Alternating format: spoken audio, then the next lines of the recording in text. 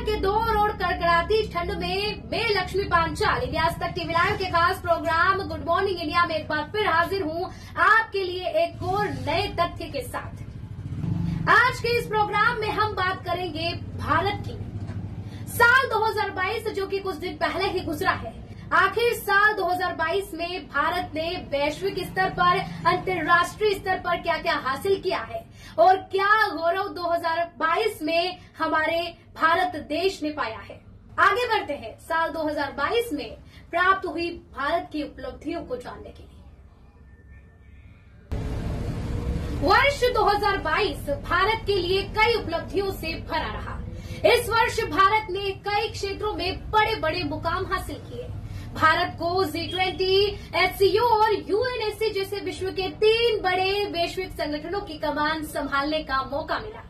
इससे दुनिया भर में भारत की बढ़ती साख में और भी वृद्धि हुई।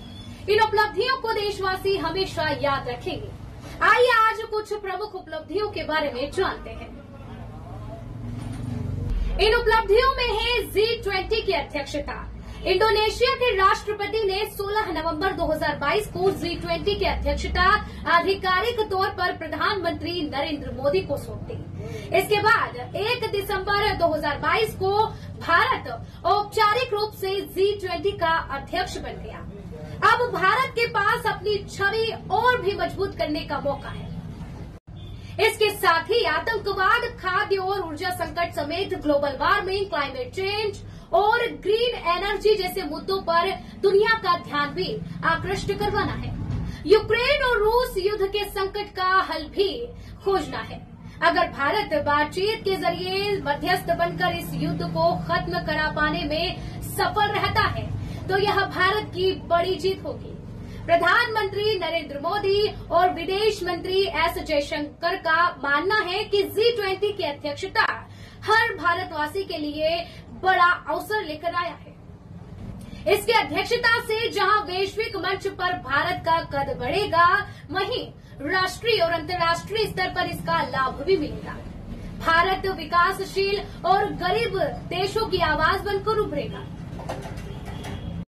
UNSC की अध्यक्षता। G20 के साथ साथ ही UNSC की भी अध्यक्षता मिलने से विश्व में भारत का कद काफी बढ़ गया है। भारत संयुक्त राष्ट्र सुरक्षा परिषद में अपने 2 वर्ष के कार्यकाल में दिसंबर 2022 में दूसरी बार अध्यक्ष बना। भारत 1 दिसंबर 2022 से 1 महीने के लिए UNSC का अध्यक्ष रहेगा। भारत इसका अस्थायी सदस्य है। हर महीने UNSC की अध्यक्षता बदलती रहती है। इसी के अनुरूप अब 1 दिसंबर से भारत ने इसकी अध्यक्षता ग्रहण की है। भारत ने जनवरी 2021 में UNSC के एक अस्थायी सदस्य के रूप में अपना 2 वर्ष का कार्यकाल शुरू किया। UNSC में यह भारत का 8वां कार्यकाल था। हालांकि भारत UNSC का अध्यक्ष सिर्फ 1 महीने रहेगा, मगर यह अध्यक्षता इसीलिए भी महत्वपूर्ण है कि इसी दौरान भारत को UNSC का स्थायी सदस्य बनाए जाने की मांगों ने भी जोर पकड़ा है। शंघाई सहयोग संगठन की अध्यक्षता। भारत को 16 दिसंबर 2022 को शंघाई सहयोग संगठन यानी कि SCO की अध्यक्षता सौंपी गई थी। इस संगठन में 8 देश भारत, चीन, रूस, कजाकिस्तान, किर्गिस्तान, ताजिकिस्तान, उज्बेकिस्तान और पाकिस्तान शामिल है। ईरान, अफगानिस्तान, बेलारूस और मंगोलिया 4 पर्यवेक्षक देश हैं। इस समय SCO को दुनिया का सबसे बड़ा क्षेत्रीय संगठन माना जाता है। भारत 2023 तक इसका अध्यक्ष बना रहेगा। CTC की बैठक भारत में हुई। साल 2022 में भारत को संयुक्त राष्ट्र सुरक्षा परिषद UNSC की 2 दिवसीय आतंकवाद विरोधी बैठक की मेजबानी करने का मौका मिला और गौरव मिला। 2015 के बाद से यह पहली बार हुआ जब संयुक्त राष्ट्र आतंकवाद निरोधक समिति यानी कि CTC की बैठक न्यूयॉर्क स्थित हेडक्वार्टर से बाहर भारत में हुई। यह बहुत बड़ी गर्व की बात है। आतंक के खिलाफ रणनीति के लिए भारत को चुना जाना अंतर्राष्ट्रीय कूटनीति की दृष्टि से भारत के लिए बड़ी सफलता मानी गई।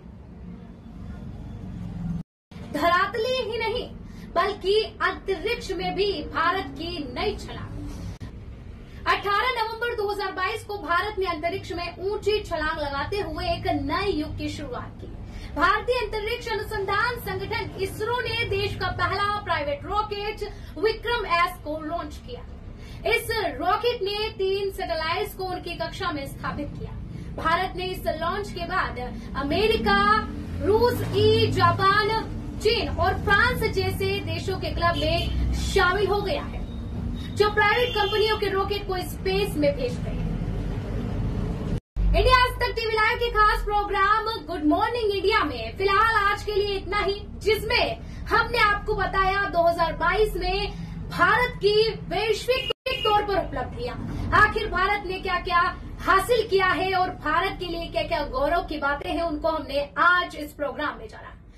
अगले प्रोग्राम में मैं फिर होंगी हाजिर कुछ नए तथ्य और नई रोचक बातों के साथ। तब तक के लिए बने रहिए इंडिया आज तक टीवी लाइव पर ताजा खबरों के लिए।